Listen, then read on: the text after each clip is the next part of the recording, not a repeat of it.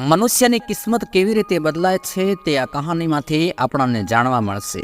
કહેવાય છે કે પરદેશમાં રહેનારનો મિત્ર વિદ્યા હોય છે, દર્દીનો મિત્ર દવા હોય છે, ઘરમાં રહેનારનો મિત્ર સ્ત્રી હોય છે અને મરનાર વ્યક્તિનો મિત્ર ધર્મ હોય છે. વિદ્વાન માણસ માટે કોઈ જગ્યા પરદેશ નથી હોતી. મહેનત કરવાવાળા વ્યક્તિ માટે કોઈ કામ કઠિન નથી હોતું. સાહસિક વ્યક્તિ માટે કોઈ લક્ષ્ય દૂર નથી હોતું અને મધુર વચન કહેવાવાળા માટે કોઈ પારકું નથી હોતું. જો તમારી પાસે બુદ્ધિ અને વિદ્યા છે તો તમે દુનિયાના કોઈ પણ છેડે કોઈ પણ જગ્યાએ સુખપૂર્વક પોતાનું જીવન પસાર કરી શકો છો. આજની આ વાર્તા કથામાં વિશ્વાસ છે તો વિશ્વાસઘાત પણ છે, ઈમાનદારી નિષ્ઠા છે તો બેઈમાની પણ છે, છળ કપટ પણ છે, પ્રેમ સ્નેહ છે તો પણ છળ ને કપટ છે, દગો છે અને અંતે સત્યમેવ જયતે, સત્યની જીત પણ છે. માટે આ વાર્તા કથાને આરંભથી અંત સુધી સાંભળો, ખૂબ જ આનંદ આવશે. પ્રાચીન સમયની આ વાત છે. એક નગરમાં ધર્મપાલ નામનો એક વ્યક્તિ રહેતો હતો. એક દિવસ કોઈ કામની બાબત લઈ અને તેના પિતાની સાથે તેનો ઝઘડો થઈ જાય છે. ધર્મપાલના પિતાએ તેને 4 સોના મોહરો આપીને કહ્યું કે તું આખો દિવસ ઘરમાં પડ્યો રહે છે, કોઈ કામ નથી કરતો, તું આ 4 સોના મોહરો લઈ જા, બહાર જઈને વેપાર કારોબાર કર ને થોડું ધન કમાઈને લઈ આવ. ધર્મપાલે તેના પિતા પાસેથી 4 સોના મોહરો લઈ લીધી અને ઘરની બહાર નીકળી ગયો. તે વિચારતો હતો કે આ 4 સોના મોહરોથી તે કોઈ પણ નાનો મોટો કારોબાર કરી અને ઘણું બધું ધન કમાઈને તે પોતાના પિતાને કરી બતાવશે. હું મારી જાતને સાબિત કરી બતાવીશ, એવી આશા, એવા વિચારો કરતો કરતો તે આગળ વધી રહ્યો હતો. રસ્તામાં તેની મુલાકાત એક સાધુ મહાત્મા સાથે થાય છે. તે સાધુ મહાત્મા પણ પોતાના આશ્રમ તરફ જઈ રહ્યા હોય છે. ધર્મપાલે વિચાર કર્યો કે આ સાધુ મહાત્માની સાથે થોડો પરિચય કરી લઉં. વાત સંવાદ કરતાં કરતાં ચાલીશું તો મારો સફર આરામથી પસાર થઈ જશે. આવો વિચાર કરીને ધર્મપાલ સાધુ મહાત્મા પાસે જાય છે અને સાધુને પ્રણામ કરે છે, વંદન કરે છે. સાધુ મહાત્માએ ધર્મપાલને આશીર્વાદ આપ્યા અને પૂછ્યું કે બેટા તું ક્યાં જઈ રહ્યો છે? ધર્મપાલે કહ્યું કે હે સાધુ મહાત્માજી, મારા પિતાજીએ મને ઘરમાંથી કાઢી મૂક્યો છે, એટલે હું વિચારી રહ્યો છું કે પરદેશમાં જઈને નાનો મોટો વેપાર કારોબાર કરીશ અને હું મારા પિતાને મોટો માણસ બની બતાવીશ. મારા પિતાજીએ મને 4 સોના મોહરો આપી છે અને આ સોના મોહરોમાંથી હું કંઈક ને કંઈક તો કરી લઈશ. આ પ્રકારની વાતચીત કરતા કરતા તે સાધુ અને ધર્મપાલ બંને આગળ વધી રહ્યા હતા. ચાલતા ચાલતા રસ્તામાં ધર્મપાલે સંત સાધુને કહ્યું કે મહાત્માજી, તમે તો જ્ઞાની માણસ છો, સંત પુરુષ છો, જ્ઞાનનો ભંડાર છો, કોઈ એવી વાર્તા કહાની સંભળાવો જેથી આપણી આ સફર સરળ બની જાય અને મને પણ કંઈક શીખવા મળી જાય, જેથી પરદેશમાં જઈને મને કોઈ તકલીફ ન પડે. ત્યારે સંત સાધુ કહે છે કે બેટા હું તને વાર્તા કહાની તો સંભળાવું, પરંતુ એના બદલામાં મારી કહાનીનું તારે મૂલ્ય ચૂકવવું પડશે. એક કહાનીના બદલામાં તારી પાસેથી હું 1 સોના મોહર લઈશ. શું તું તૈયાર છે? સાધુ સંતની વાત સાંભળીને ધર્મપાલ વિચારવા લાગ્યો કે મારા પિતાજીએ મને 4 સોના મોહરો આપી છે અને આમાંથી જો 1 સોના મોહર હું આ સાધુ મહાત્માને આપી દઉં તો હું વેપાર ધંધો કેવી રીતે કરીશ? પછી તેણે વિચાર્યું કે આ સંત મહાત્મા ખૂબ જ બુદ્ધિશાળી અને વિદ્વાન લાગે છે. આવો વિચાર કરીને ધર્મપાલે સંતને કહ્યું કે હું તમારી કહાનીનું મૂલ્ય ચૂકવવા માટે તૈયાર છું. અને તેણે 1 સોના મોહર તે સાધુ સંતને આપી અને કહ્યું કે મહાત્માજી, હવે તમે મને કથા કહાની સંભળાવો. ત્યારબાદ તે સંત મહાત્માએ ચાલતા ચાલતા ધર્મપાલને ઉપદેશ આપવાનું શરૂ કર્યું. એ બોલ્યા કે બેટા હું તને જે વાત જણાવવા જઈ રહ્યો છું તે વાત પર તું અમલ કરીને એને જીવનમાં ઉતારી દીધી તો તારા જીવનમાં ખૂબ જ ઉપયોગી થશે. તું પરદેશમાં કોઈ વેપાર કારોબાર કરવા માટે જઈ રહ્યો છે તો તું મારી એક વાત ગાંઠે બાંધી રાખજે. જો પરદેશમાં તને કોઈ ઠીકઠાક વેપાર ધંધો કામ ન મળે તો ત્યાં ખાલી ન બેસી રહેતો. તને જે કંઈ પણ કામ મળે તે તું કામ કરી લેજે. પરદેશમાં રહેવાવાળા લોકો માટે આ ખૂબ જ અગત્યનો મંત્ર છે. ખાલી બેસી રહેવાથી પરદેશમાં પોતાના ખિસ્સામાંથી જ ધન ખર્ચ થાય છે. એનાથી વધારે સારું એ છે કે ભલે થોડા પૈસા મળે પણ તેવું કામ કરીને પોતાનો ખર્ચો તો કાઢવો જ જોઈએ. એનાથી તને કામનો અનુભવ પણ થશે અને તારો સમય પણ સારી રીતે પસાર થઈ જશે. પછી ધર્મપાલે કહ્યું કે ઠીક છે ગુરુદેવ, હું તમારા આ ઉપદેશ પર જરૂર અમલ કરીશ. હવે તમે મને કથા કહાની સંભળાવો. તો સંતે કહ્યું કે બેટા કહાની તો પૂર્ણ થઈ ગઈ, હાલ મેં તને આ કહાની જ સંભળાવી હતી. તો ધર્મપાલ કહેવા લાગ્યો, હે ગુરુવર, આ તે કેવી કહાની હતી કે થોડી જ વારમાં પૂર્ણ થઈ ગઈ? તમે તો મને ઉપદેશ આપ્યો છે, મને કોઈ વાર્તા કથા કહાની સંભળાવો. ત્યારે સાધુ સંતે કહ્યું કે જો તારે બીજી કથા કહાની સાંભળવી હોય તો તારે મને એક બીજી સોના મોહર આપવી પડશે, તો જ હું તને બીજી કહાની સંભળાવીશ. ધર્મપાલે થોડો વિચાર કર્યા પછી બીજી 1 સોના મોહર સંત સાધુના હાથમાં મૂકી દીધી અને કહ્યું કે ગુરુવર, હવે મને આપ કથા કહાની સંભળાવો. તો સાધુએ કહ્યું કે ઠીક છે, હવે હું તને એક બીજી કહાની સંભળાવું છું. તું ધ્યાનથી સાંભળજે. દેશમાં કે પરદેશમાં રહીને બીજા કોઈ વ્યક્તિની વસ્તુ પર ક્યારેય પોતાનો અધિકાર જમાવવો નહીં. બીજાની વસ્તુને હંમેશા માટી સમાન સમજીને ચાલવું જોઈએ. ક્યારેય કોઈ ચીજ વસ્તુ પર નિયત ખરાબ ના કરવી. ત્યારે ધર્મપાલે કહ્યું કે ઠીક છે ગુરુવર, હું આ બધી વાતોને કાળજી રાખીશ, હવે આગળ સંભળાવો. તો સંત કહેવા લાગ્યા કે બેટા, આ કહાની તો પૂર્ણ થઈ ગઈ, આટલી જ કહાની હતી. ત્યારે ધર્મપાલે કહ્યું, અરે આ તો કહાની થોડી હતી, આ તો તમે મને ઉપદેશ આપ્યો છે. આટલા નાના ઉપદેશ માટે તમે મારી પાસેથી 2 સોના મોહરો લઈ લીધી. ત્યારે સંત મહાત્મા કહે છે કે બેટા, જ્ઞાનની કોઈ કિંમત નથી હોતી, જ્ઞાન તો અનમોલ હોય છે. જ્ઞાનની કિંમત ત્યારે ખબર પડે છે જ્યારે મનુષ્ય મુશ્કેલીમાં હોય છે અને તે જ જ્ઞાન તેને મુશ્કેલીમાંથી બહાર કાઢે છે. ત્યારબાદ ધર્મપાલે કહ્યું કે હું તમને એક 3જી સોનામોહર આપું છું, તમે મને બીજો ઉપદેશ કઈ સંભળાવો. આટલું કહીને ધર્મપાલે 1 સોનામોહર તે સાધુ મહાત્માના હાથમાં પાછી મૂકી દીધી. સાધુ સંતે ધર્મપાલને ત્રીજી એક વાત જણાવી કે બેટા, જીવનમાં ક્યારે બીજા અન્ય કોઈ વ્યક્તિનું કોઈ ગુપ્ત રહસ્ય હોય અને તેની તમને જાણ થઈ જાય તો તે રહસ્યને ક્યારે કોઈની સામે ઉજાગર કરવું નહીં. આ સૌથી મોટી અનમોલ શીખ છે. સાધુના આ ત્રીજા ઉપદેશને પણ ધર્મપાલે ધ્યાનથી સમજી લીધું. ત્યારબાદ તેણે વિચાર કર્યો કે મારી પાસે હવે ફક્ત 1 જ સોનામોહર વધી છે. આ 1 સોનામોહરથી તો હું શું વેપાર કરીશ? તો આ સોનામોહર પણ સંત સાધુને આપી દઉં અને તેમની પાસેથી બીજા અન્ય ઉપદેશ પણ સમજી લઉં. આવો વિચાર કરીને ધર્મપાલે 1 સોનામોહર પણ તે સંત સાધુના હાથમાં મૂકી દીધી અને કહેવા લાગ્યો કે ગુરુવર, હવે આપ મને કોઈ અન્ય ઉપદેશ આપો. તો સંત મહાત્માએ કહ્યું કે ઠીક છે બેટા, હું તને એક ચોથો ઉપદેશ આપવા જઈ રહ્યો છું, જે જીવન માટે ખૂબ જ અમૂલ્ય છે. આ ઉપદેશને હંમેશા યાદ રાખજે. આ રીતે તે મહાત્માજી ધર્મપાલને ચોથી વાત જણાવે છે કે જો બેટા તને રસ્તામાં કોઈ પ્રેમથી બેસવા માટે બોલાવે તો પછી ભલે ને ગમે તેટલી ઉતાવળ હોય, કોઈ પણ કિંમતી કામ હોય તો તેને બાજુમાં મૂકી અને તે વ્યક્તિ પાસે 2 મિનિટ જરૂર બેસજે. તેની સાથે 2 મિનિટ વિતાવેલો સમય ક્યારેક જીવનમાં તને ખૂબ જ કામ આવશે. આ રીતે તે સાધુ સંતે ધર્મપાલને ચોથો ઉપદેશ આપ્યો. ધર્મપાલ કહેવા લાગ્યો, ગુરુવર, તમારા ઉપદેશ હકીકતમાં ખૂબ જ કિંમતી છે. હવે મારી પાસે ધન તો વધ્યો નથી, નહીં તો તમારી પાસેથી બીજા 2-4 ઉપદેશનો પણ લાભ લઈ લે. ત્યારે સંત સાધુએ કહ્યું કે કોઈના પણ ઉપદેશ શિક્ષાને મૂલ્ય આપ્યા વિના ક્યારેય ગ્રહણ કરવા જોઈએ નહીં. તેમ છતાં પણ તું કહે છે તો એક ઉપદેશ હું તને મારા તરફથી આપું છું, જેનું હું તારી પાસેથી કોઈ મૂલ્ય નહીં લઉં. અને એ ઉપદેશ એ છે કે પરદેશમાં રહીને કોઈ દુરાચારી સ્ત્રીનો વિશ્વાસ કરવો નહીં. દુરાચારી સ્ત્રી વિશે કંઈ પણ અનુમાન લગાવી શકાય નહીં, તેના મનમાં શું હોય અને તેના દિલમાં શું હોય. આ 5 ઉપદેશ આપીને સાધુ સંતે કહ્યું કે બેટા, આપણા બંનેનો સાથ ફક્ત આટલા સુધીનો જ હતો. બાજુમાં અહીંથી થોડે દૂર જ મારો આશ્રમ છે અને હવે હું મારા આશ્રમ પર જઈ રહ્યો છું. આટલું કહીને તે સાધુ તો પોતાના આશ્રમમાં જતા રહે છે. ધર્મપાલ ત્યાંથી આગળ વધે છે, પરંતુ તેના મગજમાં એક વાત ચાલી રહી હતી કે સાધુ મહારાજે મારી પાસેથી 5 ઉપદેશના બદલામાં સોનામોહરો લઈ લીધી. સાધુને વળી ધનની શું જરૂર પડે? સાધુ સંત તો વૈરાગી હોય છે, ધન દોલતનો ત્યાગ કરીને તો તે સાધુ બને છે. તો પછી તે સાધુ મહારાજે મારી પાસેથી સોનામોહરો કેમ લીધી? હું જ્યારે પાછો મારા નગરમાં જઈશ ત્યારે તે સાધુ મહાત્માને આ પ્રશ્ન જરૂર પૂછીશ. પછી તેણે વિચાર કર્યો કે જે કંઈ પણ હોય, આ સાધુ સંતની આ 5 કિંમતી વાતો ખૂબ જ મહત્વની છે. હું તેને હંમેશા યાદ રાખીશ અને એનું પાલન કરીશ. હવે ધર્મપાલની પાસે ધન તો હતો નહીં. તે ચિંતામાં હતો કે પરદેશમાં જઈને તે શું કરશે, શું ખાશે અને કેવી રીતે પોતાનો વેપાર કરશે. આવા અનેક પ્રકારના વિચારો કરતાં કરતાં તે એક નગરમાં પહોંચી જાય છે.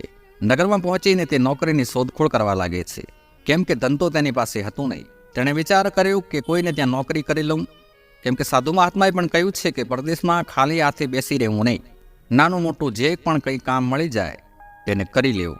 ધર્મપાલ કામની શોધમાં આમ તેમ બધા લોકોને પૂછી રહ્યો હતો. ત્યારે તેની મુલાકાત રાજાના એક નોકર સાથે થઈ જાય છે. તે નોકર રાજાના તબેલામાં નોકરી કરતો હતો. તેનું નામ હતું કર્મપાલ. તે નોકર રાજાને ત્યાં રહીને તેમના ઘોડાઓની દેખભાળ કરતો હતો. તેણે જોયું કે એક માણસ કામની શોધમાં આમ તેમ ફરી રહ્યો છે. ત્યારે કર્મપાલે તેને પોતાની પાસે બોલાવ્યો અને કહ્યું કે ભાઈ, તારે કામની જરૂર છે અને મને રાજા નોકરીમાંથી રજા નથી આપતા. મારે ઘરે જવું છે. મારી મા ખૂબ જ બીમાર છે અને ઘણા દિવસોથી હું મારી માને મળવા માટે નથી જઈ શક્યો. રાજાએ મને કહ્યું છે કે હું તને એક શરત પર ઘરે જવાની રજા આપીશ. જો તું તારી જગ્યાએ બીજા કોઈ વ્યક્તિને કામ પર લગાવી દે ત્યારે તને ઘરે જવાની રજા મળશે. એટલે ભાઈ, તું મારા માટે મારી જગ્યાએ રાજાને ત્યાં કામ પર લાગી જા મને જે પણ કંઈ વેતન મળે છે તે તું રાખી લેજે. જ્યારે હું માની ખબર લઈને પાછો આવીશ ત્યારે તું બીજું કોઈ કામ શોધી લેજે. કર્મપાલની વાત સાંભળીને ધર્મપાલે વિચાર કર્યો કે આમ તેમ ફરીને સમય બરબાદ કરવાથી તો સારું છે કે થોડા સમય માટેનું કામ છે તો પણ આ વ્યક્તિની જગ્યાએ કામ કરી લઉં અને ત્યારબાદ મારી પાસે પણ થોડા પૈસા આવી જશે. હું આ નગરમાં નવો આવ્યો છું ને થોડા દિવસમાં અહીંના લોકોને પણ સમજી લઈશ. આવો વિચાર કરીને ધર્મપાલ કર્મપાલની જગ્યાએ કામ કરવા માટે તૈયાર થઈ ગયો. કર્મપાલ ધર્મપાલને લઈને રાજમહેલમાં જાય છે. તે રાજ્યના રાજા ખૂબ જ બુદ્ધિશાળી અને જ્ઞાની હતા. તેમની એક પુત્રી હતી. રાજકુમારી ખૂબ જ સુંદર હતી અને હવે તે યુવાન થઈ ગઈ હતી.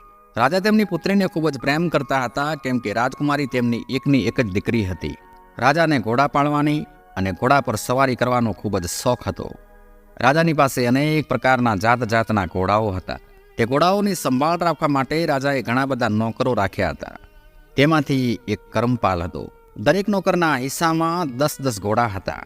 એ ઘોડાઓને ખવડાવવા પીવડાવવા માટે રાજા તે નોકરોને સરખા પ્રમાણમાં ખાદ્ય વસ્તુઓ આપતા હતા. આ બાજુ ધર્મપાલને લઈને કર્મપાલ રાજા પાસે પહોંચે છે અને બંને હાથ જોડીને કહે છે કે મહારાજ, હું થોડા દિવસો માટે મારી બીમાર માને મળવા માટે ગામડે જઈ રહ્યો છું. જ્યાં સુધી હું પાછો ના આવું ત્યાં સુધી મારી જગ્યાએ આ માણસ કામ કરશે. તો રાજાએ એને અનુમતિ આપી, પરંતુ એક ટકોર પણ કરી કે ધ્યાન રાખજો કે મારા ઘોડાઓની દેખરેખમાં કોઈ પણ જાતની કચાશ બેદરકારી ના થવી જોઈએ અને જો તે કાર્યમાં કોઈ પણ બેદરકારી થઈ તો તેના માટે ધર્મપાલને નહીં પણ તને દંડ આપીશ. કર્મપાલે કહ્યું કે ઠીક છે મહારાજ, આપને કોઈ ફરિયાદનો મોકો નહીં મળે. હું આને બધું જ કામ સારી રીતે સમજાવી દઈશ. આ રીતે રાજાની આજ્ઞા લઈને કર્મપાલ ધર્મપાલને લઈને ઘોડાના તબેલામાં જાય છે. તબેલામાં જઈને જોયું તો સેંકડો ઘોડા બાંધેલા હતા. કર્મપાલે ધર્મપાલને કહ્યું કે જો ધર્મપાલ, મારા હિસ્સામાં રાજાએ 10 ઘોડા આપ્યા છે. તારે આ 10 ઘોડાઓની દેખભાળ કરવાની છે. તેમને તારે ખવડાવવાનું છે, પાણી પીવડાવવાનું છે અને તેમની માલિશ કરવાની છે. ધર્મપાલે કહ્યું કે ઠીક છે દોસ્ત, હું આ કામ ખૂબ જ ઈમાનદારી ને નિષ્ઠાપૂર્વક કરીશ. ત્યારબાદ કર્મપાલ ધર્મપાલને તેનો ઓરડો દેખાડે છે અને કહે છે કે આજથી તારે આ ઓરડામાં રહેવાનું છે. આ રીતે કર્મપાલ ધર્મપાલને ઘોડાઓની જવાબદારી સોંપી અને પોતાના ગામ તરફ જવા નીકળી જાય છે.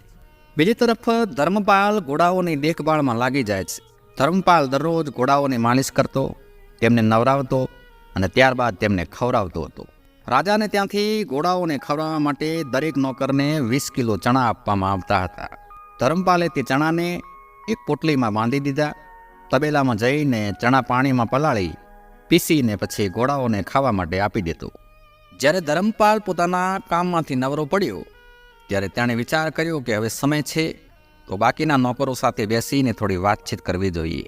આવો વિચાર કરીને ધર્મપાલ અન્ય નોકરો પાસે જઈને બેસે છે જે બીજા ઘોડાઓની દેખભાળ કરતા હતા. ધર્મપાલે જોયું કે બધા નોકરો એક ઓરડામાં ભેગા થઈ અને દારૂનું સેવન કરી રહ્યા હતા અને તેમના ઘોડા તો હજી ભૂખ્યા હતા. ત્યારે ધર્મપાલ કહેવા લાગ્યો કે અરે ભાઈઓ, તમે હજી સુધી તમારા ઘોડાઓને ચણા નથી ખવડાવ્યા અને તમે દારૂ પીવામાં લાગી ગયા છો. ત્યારે તે નોકરોએ ધર્મપાલને કહ્યું કે અમે અમારું કામ કર્યા વગર ક્યારે નશો નથી કરતા. અમે બધા અમારા ઘોડાઓને ખોરાક આપી ચૂક્યા છીએ અને ત્યારબાદ જ અમે અહીં ભેગા થઈ અને દારૂ પીવા બેઠા છીએ. ધર્મપાલે જોયું કે રાજાને ત્યાંથી ઘોડાઓને ખવડાવવા માટે જે ચણા મળ્યા હતા તે તો હજી પણ તે નોકરોની પાસે જ હતા. તો ધર્મપાલે પૂછ્યું કે અરે ભાઈ, તમે જૂઠું કેમ બોલી રહ્યા છો? તમારી પાસે હજી ઘણા બધા ચણા પડ્યા જ છે અને તમે તો કહી રહ્યા છો કે અમે અમારા ઘોડાઓને ખવડાવી દીધા છે. ત્યારે તે બધા નોકરોએ કહ્યું કે અમારી પાસે જે ચણા પડ્યા છે તે ઘોડાઓને ખવડાવવા માટે નથી. તેને તો અમે બજારમાં વેચીને અમારા માટે મદિરાની વ્યવસ્થા કરીએ છીએ. પછી ધર્મપાલે પૂછ્યું તો પછી તમે ઘોડાઓને તમે શું ખવડાવો છો? ત્યારે એક નોકરે કહ્યું કે રાજા અમને 20 કિલો ચણા આપે છે. હવે 5 કિલો ચણા ઘોડાઓને ખવડાવીએ છીએ અને બાકીના ચણા વેચીને અમે મારી વ્યવસ્થા કરીએ છીએ. એ બધા નોકરોનું આવું વર્તન ધર્મપાલને યોગ્ય લાગ્યું નહીં ને તે વિચાર કરવા લાગ્યો કે આ તો રાજા સાથે ને આ અબોલ પશુ ઘોડાઓની સાથે દગો કહેવાય. આ બધા નોકરો ધર્મપાલને કહેવા લાગ્યા કે જો ભાઈ, પેટ ભરવા માટે આ બધું તો કરવું જ પડે. રાજા પાસેથી જે વેતન મળે છે તેનાથી તો અમારું ગુજરાન પણ સારી રીતે નથી ચાલતું. તું પણ આવું કર, તને કોણ રોકે છે? અહીં તને કર્મપાલે તેની જગ્યાએ કામ પર મૂક્યો છે એટલે અમે તને આ વાત જણાવી દીધી. જો આ વાતથી બીજા કોઈને જણાવી તો તારી ખેર નથી, પરિણામ સારું નહીં આવે. તે નોકરોની વાત સાંભળીને ધર્મપાલ ચૂપચાપ પોતાના ઓરડામાં આવી ગયો અને વિચાર કરે છે કે આ લોકો ઠીક કહી રહ્યા છે. આવતીકાલથી હું પણ આવું જ કરીશ. બેમાની કરીને હું પણ ઘણું બધું ધન ભેગું કરી લઈશ. અહીં મારે ફક્ત એક જ મહિનો તો રહેવાનું છે. કર્મપાલના આવતા તે મારી પાસેથી એ કામ છીનવી લેશે. ત્યાં સુધી હું થોડું ધન કમાઈ લઈશ અને પછી હું કોઈ વેપાર કારોબાર કરી લઈશ. ખાટલામાં સૂતા સૂતા ધર્મપાલ આવો વિચાર કરી રહ્યો હતો ત્યારે જ તેને તે સાધુ મહાત્માની બીજી વાત યાદ આવે છે કે કોઈ બીજાના ધન અને સંપત્તિ પર છળકપટથી પોતાનો અધિકાર જમાવવો જોઈએ નહીં. બીજાનું ધન અને બીજાની વસ્તુ માટે સમાન સમજવી જોઈએ. તેના પર ક્યારેય પોતાની નિયત ખરાબ કરવી જોઈએ નહીં. આ વાત યાદ આવતાં જ ધર્મપાલના વિચારો બદલાઈ ગયા અને તે વિચારવા લાગ્યો કે હું ભૂખ્યો રહીશ, પરંતુ આ પાપ અનિતિનું ધન તો ક્યારે ખાઈશ નહીં. તે પછી ધર્મપાલ ખૂબ જ ઈમાનદારીથી ઘોડાઓની દેખભાળ કરવા લાગ્યો. 1 મહિનાની અંદર કર્મપાલના 10 ઘોડાઓ એકદમ ખડતલ અને તંદુરસ્ત દેખાવા લાગ્યા. બાકીના નોકરો ચણાની ચોરી કરતા હતા. ઘોડાઓને પૂરતું ખવડાવતા ન હતા, એટલા માટે તેમના ઘોડાઓ કમજોર થતા ગયા. એક દિવસે દરબારમાં રાજાએ તેમના મંત્રીને કહ્યું કે મંત્રીજી, ઘણા દિવસો થઈ ગયા છે, મેં આપણા ઘોડાઓની દોડ નથી જોઈ. તમે નોકરોને ખબર કરી દો કે તે બધા પોતાના ઘોડાઓને તૈયાર કરીને લઈને મેદાનમાં આવી જાય. આવતીકાલે હું ઘોડાઓની દોડની સ્પર્ધા રાખીશ. રાજાએ જેવું કહ્યું હતું, મંત્રીએ તેવો જ આદેશ બધા નોકરોને આપી દીધો. બધા જ નોકરો પોતાના ઘોડાઓને સારી રીતે નવરાવી તૈયાર કરીને મેદાનમાં પહોંચી ગયા. રાજાએ જ્યારે ઘોડાઓ પર દ્રષ્ટિ કરી ત્યારે જોયું કે બધા જ ઘોડા કમજોર હતા અને ધર્મપાલના 10 ઘોડા ખૂબ જ ખડતલ અને તંદુરસ્ત હતા. તે દોડવા માટે તૈયાર હતા અને આ પરિસ્થિતિ જોઈને રાજાને ખૂબ જ ક્રોધ આવી ગયો. રાજાએ પોતાના મંત્રીને કહ્યું કે મંત્રીજી, આપણા બધા જ ઘોડાઓ ખૂબ જ તંદુરસ્ત હતા, પરંતુ હું અત્યારે આ ફક્ત 10 ઘોડાઓને જ તંદુરસ્ત જોઈ રહ્યો છું. બાકીના બધા જ ઘોડા ખૂબ જ કમજોર થઈ ગયા છે. આ બધા ઘોડા આટલા કમજોર કેમ થઈ ગયા? શું નોકરો તેમને ખવડાવતા નથી? મને તો એવું લાગે છે કે નોકરોએ આ ઘોડાઓને ખવડાવવામાં કચાશ રાખી છે. ત્યાર પછી રાજાએ ધર્મપાલ પાસે જઈને તેના તે 10 ઘોડાઓને જોયા. ઘોડા એકદમ સ્વસ્થ અને સ્કૃતિમાં હતા. તે ઘોડાઓને જોઈને રાજા ખૂબ જ પ્રસન્ન થાય છે. રાજાએ બીજા દિવસે ધર્મપાલને દરબારમાં બોલાવ્યો અને પૂછ્યું કે તું એ જ છે ને કે જેને કર્મપાલે પોતાની જગ્યાએ કામ પર રાખ્યો છે? ધર્મપાલે જવાબ આપ્યો કે હા મહારાજ, હું તે જ છું. રાજાએ પૂછ્યું કે તારા ઘોડાઓ એકદમ તંદુરસ્ત છે, તો પછી બાકીના ઘોડાઓ આટલા બધા કમજોર કેમ છે? જ્યારે હું તો બધા જ ઘોડાઓ માટે એક સરખી ખોરાક સામગ્રી જ મોકલાવું છું. આ જ કારણ જાણવા માટે મેં તને અહીં બોલાવ્યો છે. અને રાજાના પૂછવા પર ધર્મપાલે કહ્યું કે મહારાજ, હું આ વાતનું રહસ્ય તો તમને જણાવી દઈશ, પરંતુ આ વાત હું તમને ત્યારે જણાવીશ જ્યારે તબેલાના બધા જ નોકરો અહીં ઉપસ્થિત હશે. રાજાએ તરત જ આદેશ આપીને બધા તબેલાના નોકરોને તેમના દરબારમાં બોલાવ્યા અને ત્યારબાદ રાજાએ પૂછ્યું કે ધર્મપાલ, હવે તું જણાવ કે આ બાકી બધા ઘોડાઓના કમજોર હોવા પાછળનું કારણ શું છે? ત્યારે ધર્મપાલે કહ્યું કે મહારાજ, તમારા બધા નોકરો ખૂબ જ લાલચી, બેઈમાન અને નશાખોર છે. તમે ઘોડાઓ માટે દરરોજ દરેકને 20 કિલો ચણા આપો છો, પરંતુ આ નોકરો તેમાંથી 5 કિલો ચણા ઘોડાઓને ખવડાવે છે અને બાકીના 15 કિલો ચણા બજારમાં વેચી અને દારૂ લઈ આવે છે. ઘોડાઓને યોગ્ય પ્રમાણમાં ખોરાક ન મળવાના કારણે બધા જ ઘોડા કમજોર થઈ ગયા છે. પરંતુ મેં મારી ઈમાનદારીથી મારું કામ કર્યું છે. તમે આપેલા ચણા, બધા ચણા મેં નિષ્ઠાપૂર્વક ઘોડાઓને હંમેશા ખવડાવ્યા છે, એટલા માટે મારા ઘોડા તંદુરસ્ત છે. અને આટલી વાત સાંભળતા જ રાજા ક્રોધથી લાલચોળ થઈ ગયા અને નોકરોને કહેવા લાગ્યા કે હરામખોરો, શું હું એટલા માટે તમને વેતન આપું છું કે તમે ઘોડાઓના હિસ્સાનું પણ ખાઈ જાઓ? બધા નોકર પોતાનું મોં નીચું કરીને ઊભા રહી ગયા અને ડરના માર્યા થરથર કાંપવા લાગ્યા. તેઓ કહેવા લાગ્યા કે મહારાજ, અમને ક્ષમા કરી દો. અમારાથી ખૂબ જ મોટી ભૂલ થઈ ગઈ છે, મોટું પાપ થઈ ગયું છે. અમે ફરીથી આવું ક્યારે નહીં કરીએ. રાજાએ કહ્યું કે ના, હું અત્યારે તલવારથી તમારા બધાના મસ્તક ધડથી અલગ કરી દઈશ. તમે બધાએ મારી સાથે વિશ્વાસઘાત કર્યો છે. રાજાને ખૂબ જ ગુસ્સામાં જોઈ અને ધર્મપાલ કહેવા લાગ્યો કે મહારાજ, આ વખતે તમે આ બધાને ક્ષમા કરી દો. મને વિશ્વાસ છે કે આ બધા નોકર હવે ફરીથી આવી ભૂલ નહીં કરે. ધર્મપાલના કહેવા પર રાજાએ તેમને ચેતવણી આપીને છોડી દીધા. ધર્મપાલની ઈમાનદારીને જોઈ અને રાજાએ તેને શાબાશી આપી અને તેની ઘોડાના તબેલાના મુખ્ય નિરીક્ષકના રૂપમાં નિમણૂક કરી. રાજાએ કહ્યું કે આજથી તારું કામ એટલું જ છે કે તારે આ બધા નોકરો પર નજર રાખવાની છે અને જો કોઈ નોકર ઘોડાના હિસ્સાના ચણાની ચોરી કરે તો તારે મને તરત જ જાણ કરવાની રહેશે. આ કામ માટે હું તને દર મહિને 1000 સોના મોહરો આપીશ. રાજાએ કડક શબ્દોમાં સૂચના આપી અને તે બધા નોકરોને છોડી દીધા અને ધર્મપાલની તે બધા પર નજર રાખવા માટે નિમણૂક કરી દીધી. રાજાએ પોતાની આંગળીમાં એક હીરાની વીંટી પહેરી લીધી. તે વીંટી કાઢીને રાજાએ ધર્મપાલને ઇનામ તરીકે આપીને કહ્યું કે જ્યારે તારે મને મળવું હોય ત્યારે તું આ વીંટી પહેરેદારને બતાવજે, પછી તને કોઈ રોકશે નહીં. તબેલામાં પહોંચીને ધર્મપાલે બધા નોકરોને સમજાવ્યા કે જો ભાઈ, આ વખતે તો મેં તમને બચાવી લીધા છે. જો ફરીથી તમારી ભૂલ પકડાશે તો રાજા સાહેબ તમને જીવનભર જેલમાં ધકેલી દેશે. એટલા માટે ઈમાનદારીપૂર્વક પોતપોતાનું કામ કરો. અને તે દિવસથી બધા નોકરો ઈમાનદારીથી ઘોડાઓની સંભાળ રાખવા લાગ્યા. ત્યારબાદ તેઓએ ક્યારેય પણ બેમાની કરી નહીં અને બધા જ ઘોડાઓ ફરીથી તંદુરસ્ત થઈ ગયા. બીજી તરફ 1 મહિનાનો સમય પસાર થઈ ગયો હતો. કર્મપાલ પોતાની માને મળી અને નોકરી પર પાછો આવી જાય છે. જેવો જ કર્મપાલ ઘોડાના તબેલામાં પહોંચે છે ત્યારે બધા નોકરોએ તેને મળી અને ધર્મપાલની કરતૂત જણાવી દીધી કે આપણે જે ચોરી કરતા હતા તે વાત ધર્મપાલે રાજાને જણાવી દીધી છે અને રાજાએ તેને તબેલાનું મુખ્ય નિરીક્ષક બનાવી દીધો છે. કર્મપાલે કહ્યું કે તમે લોકો ચિંતા ન કરો, હું પાછો આવી ગયો છું. હવે તો તેને અહીંથી જવું જ પડશે. બધા નોકરોએ કહ્યું કે ના ભાઈ, તે અહીંથી નહીં જાય, કેમ કે રાજાએ તેને આપણા બધાની દેખભાળ કરવા માટે હંમેશા માટે નોકરી રાખી લીધો છે. ત્યારબાદ કર્મપાલ ધર્મપાલ પાસે જાય છે. તે સમયે ધર્મપાલ પોતાના ઓરડામાં આરામ કરી રહ્યો હતો. કર્મપાલને જોઈને ધર્મપાલ એકદમ ખુશ થઈ જાય છે અને કહે છે કે દોસ્ત, તું આવી ગયો, તને જોઈને મને ખૂબ જ આનંદ થયો. કર્મપાલ ધર્મપાલની પાસે બેસે છે ત્યારે ધર્મપાલ કર્મપાલને ત્યાં જે ઘટના ઘટી હતી તેના વિશે જણાવે છે. કર્મપાલ કહેવા લાગ્યો કે તારાથી પહેલાં મને આ વાતની ખબર પડી ગઈ હતી. ત્યારબાદ બંને લોકો સાથે બેસીને ભોજન કરે છે અને ભોજન કર્યા પછી ધર્મપાલ તેના ઓરડામાં જતો રહે છે, કેમ કે રાજાએ તેને એક અલગ ઓરડો આપ્યો હતો. બંને પોતપોતાના ઓરડામાં જઈને સૂઈ જાય છે. કર્મપાલના મનમાં તે ધર્મપાલ પ્રત્યે ઈર્ષા જાગૃત થઈ ગઈ હતી. તે ખૂબ જ ઈર્ષા કરી રહ્યો હતો, કેમ કે રાજાએ તેને તેના કરતાં પણ ઊંચા પદ પર નોકરી આપી દીધી હતી અને ધર્મપાલે એ નોકરોની ચોરી રાજાની સમક્ષ ઉજાગર પણ કરી હતી. અને કર્મપાલ પણ ચણાની ચોરી કરતો હતો. એટલા માટે કર્મપાલ ધર્મપાલથી ઈર્ષા કરવા લાગ્યો હતો. તે દિવસે આકાશમાં વાદળો ઘેરાયેલા હતા. ઝરમર ઝરમર વરસાદ વરસી રહ્યો હતો. વીજળી ચમકી રહી હતી. બીજી બાજુ રાજકુમારીની આંખોમાં નિંદર નહોતી, કેમ કે રાજાની પુત્રી અને કર્મપાલની વચ્ચે પ્રેમ સંબંધ ચાલી રહ્યો હતો. રાજકુમારી અવારનવાર કર્મપાલને મળવા આવતી હતી. આજે રાજકુમારીને ખબર પડી ગઈ હતી કે કર્મપાલ પોતાના ઘરેથી પાછો આવી ગયો છે. એટલે રાજકુમારીએ વિચાર કર્યો કે ધર્મપાલ તો હવે જતો રહ્યો હશે. રાજકુમારી રાત્રે ઉઠીને પોતાના મહેલની અગાસીમાં આમ તેમ આંટા મારી રહી હતી. કામ વાસનાની પીડાથી તે વ્યાકુળ થઈ ગઈ હતી. તેની બેચેની વધી રહી હતી. તે પોતાના પ્રેમિક કર્મપાલને મળવા માટે તેના ઓરડામાં જાય છે.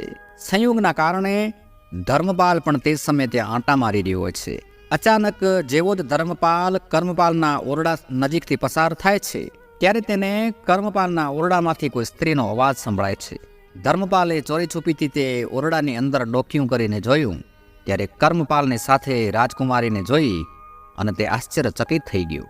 ધર્મપાલ આ બધું જોઈને ચૂપચાપ પોતાના ઓરડામાં જતો રહે છે. બીજી તરફ કર્મપાલે રાજકુમારીને કહ્યું કે પ્રિય, આ સમયે ધર્મપાલ આપણા રસ્તાનો સૌથી મોટો કાંટો છે. ગમે તે સંજોગે તે ધર્મપાલને મરાવી નાખો, ત્યારે જ આપણે નિશ્ચિત થઈને રહી શકીશું. રાજકુમારીએ કહ્યું, બસ આટલી જ વાત છે? આ તો નાની સોની વાત કહેવાય, તમે ચિંતા ના કરો. હું પિતાજીને કહીને તેને મૃત્યુદંડ અપાવી દઈશ. બીજી તરફ ધર્મપાલ વિચારી રહ્યો હતો કે કર્મપાલ રાજા સાહેબની આંખોમાં ધૂળ નાખી અને તેમની પુત્રી સાથે પ્રેમલીલા રચી રહ્યો છે. આ તો રાજા સાહેબની સાથે મોટો વિશ્વાસઘાત કહેવાય. મારે આ ખબર રાજા સાહેબને કરવી જોઈએ. ધર્મપાલ આવો વિચાર કરીને રાજાના સંદેશ આપવા રાજમહેલ તરફ પ્રયાણ કરે છે. ત્યારે તેને સાધુ મહાત્માની ત્રીજી વાત યાદ આવી જાય છે. મહાત્માજીએ કહ્યું હતું કે કદાચ તને કોઈ ગુપ્ત રહસ્ય ખબર પડી જાય તો તેને કોઈની સામે ઉજાગર ના કરવું, નહીં તો તમે સ્વયં જાતે જ મુશ્કેલીમાં ફસાઈ શકો છો.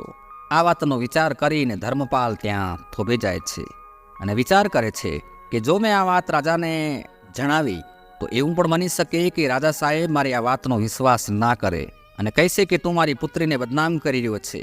ઉલટાનો હું રાજાના જ ક્રોધનો શિકાર બની જઈશ. આવો વિચાર કરીને ધર્મપાલ પાછો પોતાના ઓરડામાં આવી જાય છે અને ચૂપચાપ પથારીમાં સૂઈ ગયો. બીજી તરફ રાજકુમારી કર્મપાલને મળ્યા પછી પોતાના મહેલમાં જતી રહે છે અને પોતાના કક્ષમાં જઈ અને તે અંદરથી દરવાજો બંધ કરી દે છે અને જોર જોરથી રડવા લાગે છે. રાજકુમારી બચાવો બચાવોની બૂમો પાડવા લાગે છે. રાજકુમારીનો અવાજ સાંભળીને તેના નોકર ચાકર ને દાસીઓ જાગી ગઈ ખૂબ જ ઉતાવળમાં રાજાને આ સમાચાર આપવામાં આવ્યા. રાજા દોડતા દોડતા રાજકુમારીના કક્ષમાં પહોંચી ગયા અને તેમની પુત્રીને પૂછ્યું કે બેટી શું થયું, તું રડી કેમ રહી છું? કર્મપાલના કહેવા મુજબ રાજકુમારીએ એક ષડયંત્ર રચ્યું હતું. તે કહેવા લાગી, પિતાજી, તમે જે નવા નોકરને નોકરી પર રાખ્યો છે તેણે મારી સાથે જબરજસ્તી કરી છે. તેણે મારી ઉપર દ્રષ્ટિ બગાડી છે. તે રાત્રે મારા કક્ષમાં આવ્યો અને મારી ઇજ્જત લૂંટવાનો પ્રયાસ કર્યો. જ્યારે મેં બૂમો પાડી ત્યારે તે બારીમાંથી કૂદીને ભાંગી ગયો. તમારા દ્વારા આપેલી વીંટીનો તેણે ગેરલાભ ઉઠાવ્યો છે. પહેરેદારોને વીંટી બતાવી અને તે મહેલમાં ઘૂસી ગયો હશે. પોતાની પુત્રીની આ વાત સાંભળીને રાજા એકદમ ગુસ્સાથી લાલ ચોળ થઈ ગયા અને કહેવા લાગ્યા કે બેટી, તું ચિંતા ન કર. તે દુષ્ટની એટલી હિંમત કે તે આપણા મહેલમાં ઘૂસી આવ્યો. હમણાં જ તેને બોલાવી અને તેની ખબર લઉં છું. તો રાજકુમારીએ કહ્યું કે પિતાજી, તેની ખબર લેવાથી કોઈ ફાયદો નથી. તેના આ કૃત્ય બદલ જ્યાં સુધી તેને મૃત્યુદંડ ન આપવામાં આવે ત્યાં સુધી હું અન્ન અને જળનો ત્યાગ કરું છું. જ્યાં સુધી તેને મૃત્યુદંડ નહીં આપો ત્યાં સુધી હું અન્ન જળ ગ્રહણ નહીં કરું. રાજાએ કહ્યું, બેટી, એવો જ થશે જેવું તું ઈચ્છે છે. આવતીકાલે જ હું તેને મૃત્યુદંડ આપી દઈશ. રાજકુમારીને આશ્વાસન આપીને રાજા પરત પોતાના કક્ષમાં આવી જાય છે. હવે રાજકુમારી તો મનમાં ને મનમાં ખૂબ જ પ્રસન્ન થાય છે, ખુશ થાય છે અને વિચારવા લાગી કે આજે મારું ષડયંત્ર સફળ થઈ ગયું. કોઈ અડચણ આવી નહીં. હવે મારા અને કર્મપાલની વચ્ચે કોઈ નહીં આવે. ત્યારબાદ રાજકુમારી નિશ્ચિત થઈ ગઈ અને પોતાની પથારીમાં સૂઈ ગઈ. રાજા પોતાના શયન કક્ષમાં પહોંચ્યા, પરંતુ તેમની આંખોમાંથી ઊંઘ ઉડી ગઈ હતી. તેઓ વિચારી રહ્યા હતા કે આવતીકાલે સવારે હું ધર્મપાલને દરબારમાં બોલાવીને તેને મૃત્યુદંડ તો આપીશ, પરંતુ ત્યારે જ રાજાના મનમાં એક બીજો વિચાર આવે છે. રાજા વિચારવા લાગ્યા કે જો દરબારના લોકો મને પૂછશે કે આ નોકરને કઈ વાતનો મૃત્યુદંડ આપવામાં આવી રહ્યો છે તો હું શું જવાબ આપીશ? જો તેમને જણાવીશ કે આ નોકરે મારી પુત્રીની ઇજ્જત લૂંટવાનો પ્રયાસ કર્યો છે તો આમાં મારી જ બદનામી થશે. લોકો પીઠ પાછળ મારી વાતો કરશે, મારી ઇજ્જત ઉછાળશે. ત્યારે રાજાના મનમાં એક બીજો ઉપાય આવે છે. રાજાએ વિચાર કર્યો કે હું તેને કાયદા હેઠળ તો સજા ના આપી શકું, પરંતુ હું તેને બીજાના હાથે ચૂપચાપ મરાવી નાખીશ. આનાથી કોઈને ખબર પણ નહીં પડે અને મારી પુત્રી પર ખરાબ દ્રષ્ટિ કરનારને તેની સજા પણ મળી જશે. ત્યારે રાજાના મગજમાં કસાઈનો વિચાર આવે છે અને તે વિચારવા લાગ્યા કે હું ધર્મપાલને આવતીકાલે કસાઈના હાથે મરાવી નાખીશ. આવો નિર્ણય કરીને રાજા સૂઈ ગયા અને બીજા દિવસે સવારે જ્યારે તે ઉઠે છે અને બહાર ફરવા નીકળે છે અને ફરતા ફરતા તે પોતાના રાજ્યની બહાર કસાઈના કતલખાને પહોંચી જાય છે. કસાઈએ જોયું કે રાજા સાહેબ સ્વયં મારી પાસે આવ્યા છે. ત્યારે તે તરત જ તેમના ચરણોમાં પડીને કહેવા લાગ્યો કે મહારાજ, તમે અહીં આવવાનું કષ્ટ કેમ કર્યું? મને સંદેશો મોકલાવ્યો હોત તો હું જાતે જ તમારી પાસે આવી જાત. રાજાએ કહ્યું, ના, કામ તો મારે જાતે આવીને જ કરવાનું હતું. મારે તને અગત્યનું એક કામ સોંપવાનું છે. હું તારી પાસે એક માણસને મોકલીશ. તારે તેનું મસ્તક વાટી નાખવાનું છે અને ત્યારબાદ ફરી એક બીજા માણસને મોકલીશ. તો એક કપડામાં એ મસ્તક બાંધી અને તારે તે બીજા માણસને આપી દેવાનું છે. આ વાતની કોઈને પણ જાણ ન થવી જોઈએ. આટલું સાંભળીને કસાઈ તો એકદમ ચોંકી ઉઠ્યો અને કહેવા લાગ્યો કે મહારાજ, તમે આ શું કહી રહ્યા છો? રાજાએ કહ્યું કે હા, હું એકદમ સાચું કહી રહ્યો છું. થોડી વાર પછી હું તારા કતલખાને એક માણસને મોકલીશ. તો તેને તારા કતલખાનાની અંદર લઈ જઈ અને તેનું મસ્તક ધડથી અલગ કરી દેજે. આ કામના બદલામાં હું તને ખૂબ જ મોટું ઇનામ આપીશ અને જો તે આ કામ ન કર્યું તો હું તને અને તારા પરિવારના સભ્યોને કેદ કરી દઈશ. રાજાની ધમકી સાંભળીને કસાઈ તો ગભરાઈ ગયો અને કહેવા લાગ્યો કે મહારાજ, તમે ચિંતા ન કરો. તમે જેને મોકલશો તેના મસ્તકને ધડથી અલગ કરી તેના ધડના ટુકડા કરીને અને બીજા જંગલી જાનવરોને ખવડાવી દઈશ અને તેના મસ્તકને તમારી પાસે મોકલાવી દઈશ. કસાઈને આદેશ આપીને તે રાજા પોતાના મહેલમાં પાછા આવી ગયા. બીજી તરફ કસાઈ તે રાજાના માણાની રાહ જોવા લાગે છે જેને મારવાનો હતો. મહેલમાં પહોંચીને રાજાએ સૈનિકોને આદેશ આપ્યો અને ધર્મપાલને દરબારમાં બોલાવ્યો અને કહ્યું કે ધર્મપાલ, હું તને એક જરૂરી કામથી નગરની બહાર મોકલી રહ્યો છું અને મને વિશ્વાસ છે કે આ કામ ફક્ત તું જ કરી શકીશ. ધર્મપાલે કહ્યું કે ફરમાવો મહારાજ, મારા માટે શું આજ્ઞા છે? હું તમારા માટે કંઈ પણ કરવા તૈયાર છું. ત્યારે રાજા કહે છે કે ધર્મપાલ, તારે અત્યારે કોઈ જરૂરી કામથી એક કસાઈને ત્યાં જવાનું છે અને તે તને જે વસ્તુ આપે તે ચૂપચાપ મારી પાસે લઈ આવવાની છે. પરંતુ એક વાતનો વિશેષ ધ્યાન રાખજે. આ કામ તારે એકદમ ચોરી છુપેથી કરવાનું છે. કોઈને પણ આ વાતની ખબર ના પડવી જોઈએ. ધર્મપાલે કહ્યું કે જેવી તમારી આજ્ઞા મહારાજ, હું તમારા કામને હમણાં જ પૂરું કરી દઉં છું. આટલું કહીને ધર્મપાલ તરત જ તે કસાઈની પાસે જવા નીકળી જાય છે. ધર્મપાલના મનમાં એ વિચાર આવી રહ્યો હતો કે રાજા સાહેબને આટલું અગત્યનું શું કામ આવી પડ્યું જે રાજા મારી પાસે કરાવી રહ્યા છે. પછી એણે વિચાર કર્યો કે જે હોય તે, કમસે કમ રાજા સાહેબે મને એ લાયક તો સમજ્યો કે હું તેમના કોઈ કાર્યને કરી શકું છું. ચાલતા ચાલતા તે રાજ્યની બહાર નીકળી ગયો અને તેણે જોયું કે ત્યાં એક ઝૂંપડી હતી અને ઝૂંપડીની બહાર કેટલાક સાધુ સંતો ભજન કીર્તનને ભક્તિ કરી રહ્યા હતા. ધર્મપાલ તે ઝૂંપડીની પાસે જઈ અને ઊભો રહે છે ત્યારે એક સાધુએ ધર્મપાલને ઇશારો કરી અને પોતાની પાસે બોલાવ્યો અને કહ્યું કે બેટા, થોડીવાર માટે અહીં બેસીને ભગવાનનું ભજન કર. જીવનમાં કમાયેલું બધું અહીંનું અહીં જ રહી જવાનું છે. ફક્ત આ ભજન ભક્તિ જ તમારી સાથે આવશે. ત્યારે ધર્મપાલે કહ્યું કે ક્ષમા કરજો મહારાજ, હું કોઈ અગત્યના કામથી જઈ રહ્યો છું, ઉતાવળમાં છું. આ સમયે હું નહીં રોકાઈ શકું. આટલું કહીને તે ધર્મપાલ આગળ વધે છે ત્યારે અચાનક તેના મનમાં તે સાધુ મહાત્માએ કહેલી ચોથી વાત ગુંજવા લાગી કે ગમે તેટલું અગત્યનું કામ હોય, લાખોનું નુકસાન થવાનું હોય, પરંતુ રસ્તામાં જતાં કોઈ પ્રેમથી 2 મિનિટ બેસવાનું કહે તો તેની પાસે 2 મિનિટ જરૂર બેસવું જોઈએ. તે સાધુ મહાત્માની આ વાત તેના મનમાં યાદ આવે છે અને તરત જ ધર્મપાલ તે સાધુ સંતો પાસે જઈ અને ભજન કીર્તન કરવા બેસી જાય છે. બીજી તરફ કર્મપાલ વિચાર કરવા લાગ્યો કે રાજા સાહેબે સવારમાં ધર્મપાલને તેમની પાસે કેમ બોલાવ્યો છે અને તે હજી સુધી પાછો કેમ નથી આવ્યો. કર્મપાલ રાજમહેલની આસપાસ ફરી રહ્યો હતો ત્યારે બારીમાંથી રાજાએ જોયું કે કર્મપાલ નીચે આમ તેમ ફરી રહ્યો છે. ત્યારે રાજાએ તરત જ કર્મપાલને પોતાની પાસે બોલાવ્યો અને રાજાને વિચાર આવ્યો કે હવે કર્મપાલને જ ધર્મપાલનું મસ્તક લેવા માટે મોકલી દેવો જોઈએ. હવે તો કસાઈએ ધર્મપાલનું મસ્તક ધડથી અલગ કરી દીધું છે. રાજાએ તરત જ કર્મપાલને આદેશ આપ્યો કે તું આ જ સમયે કસાઈના કતલખાને પહોંચી જા અને કસાઈ તને જે વસ્તુ આપે તેને ચૂપચાપ લઈને આવજે અને રાજકુમારીના કક્ષમાં મૂકી દેજે.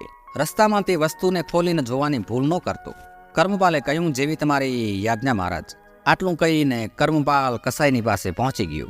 કસાઈની પાસે પહેલાં ધર્મપાલને જવાનું હતું, પરંતુ ધર્મપાલ તો સાધુ સંતોની પાસે ભજન કીર્તન ભક્તિમાં લીન થઈ ગયો હતો. ત્યાં સુધી કર્મપાલ કસાઈની પાસે પહોંચી ગયો અને કહેવા લાગ્યો કે રાજા સાહેબે જે વસ્તુ મંગાવી છે તે મને આપો અને રાજા સાહેબે મોકલ્યો છે.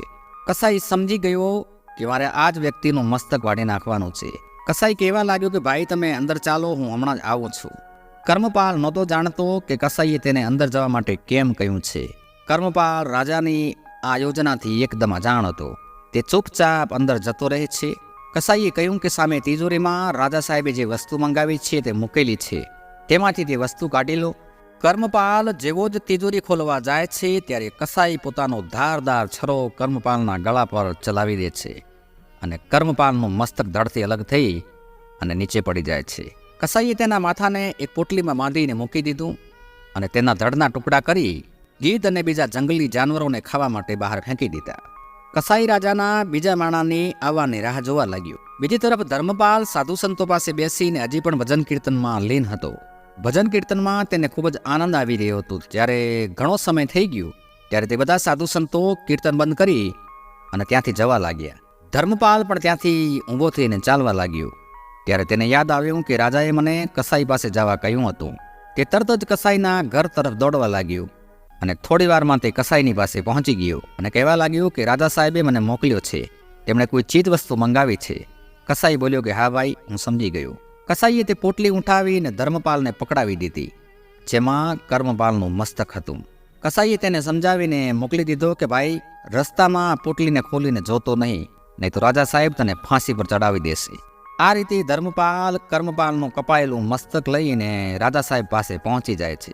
રાજા અને તેમની પુત્રી તે સમયે એક જ કક્ષમાં હાજર હતા.